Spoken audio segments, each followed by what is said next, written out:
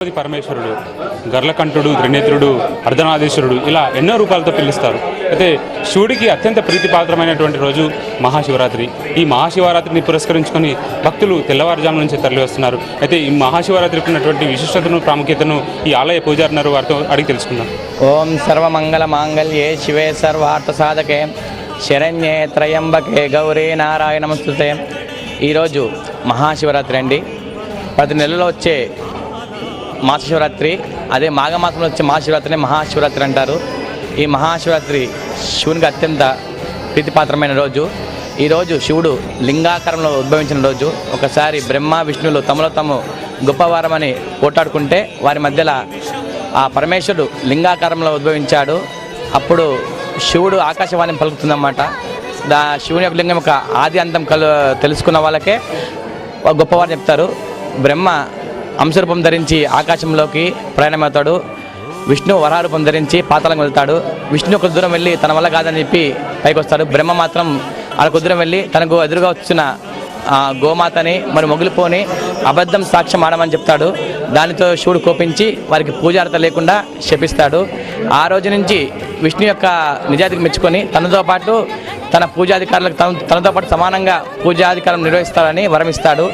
ఈ విధంగా లింగాకారంలో ఉద్భవించిన రోజునే మహాశివరాత్రి అంటారు.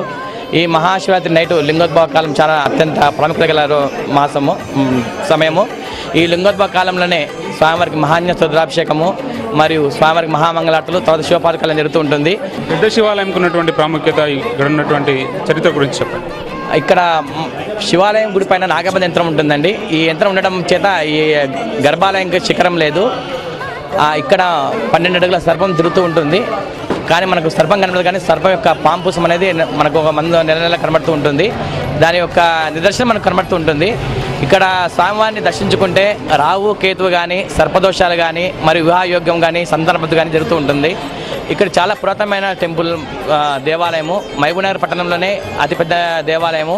దీని పెద్ద శివాలయం అని మరియు పాత శివాలయం అని అంటూ ఉంటారు. సో ఇది మహాశివరాత్రి సందర్భంగా ఇక్కడ నిర్వహిస్తున్న కార్యక్రమాలు. ఇక్కడే కాదు, ప్రతి శివాలయంలో కూడా శివనామస్మరణతో మారిమోగుతున్న ఆలయాలంతా కూడా భక్తులంతా కూడా తెల్లవారుజాము నుంచే శివుని దర్శనం కోసం తరలి వస్తున్నారు. ఇక్కడే కాదు, ఉమామహేశ్వరం, మల్లెల తీర్థం, సోమశిల ఇలాంటి ప్రముఖ క్షేత్రాలన్నీ కూడా మహాశివరాత్రి పర్వదినం సందర్భంగా ఎంతో శోభాయమానంగా వెలుగొందుతున్నాయి. అయితే ప్రస్తుతం కొంతమంది భక్తున్నారు, వాళ్ళతో మాట్లాడి మరిన్ని వివరాలు తెలుసుకున్నారు. చెప్పండి, ఈ శివరాత్రిని ఎలా జరుపుకుంటారు? ఓం నమ శివాయ.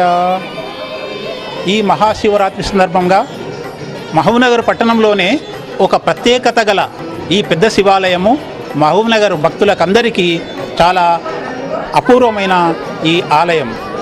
ఇక్కడ ప్రతి శివరాత్రి రోజున మేము భక్తులమందరము ప్రతిసారి వచ్చి స్వామివారికి అభిషేకం చేసుకుంటాము.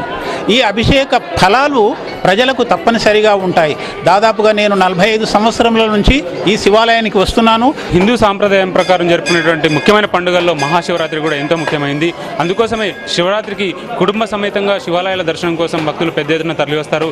ఇందుతో పాటే శివరాత్రి పర్వదినం సందర్భంగా ఉపవాసం, జాగరణకు ఎంతో విశిష్టత, ప్రాముఖ్యత ఉంది.